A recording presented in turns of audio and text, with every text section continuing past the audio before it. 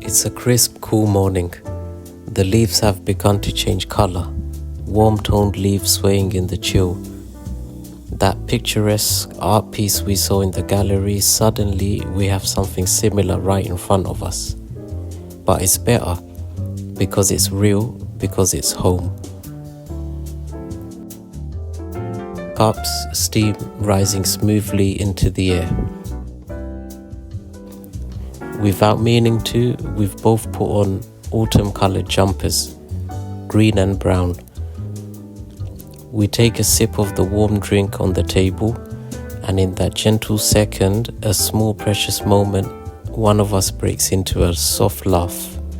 The other, with a gentle smile, asks, "What have you remembered?"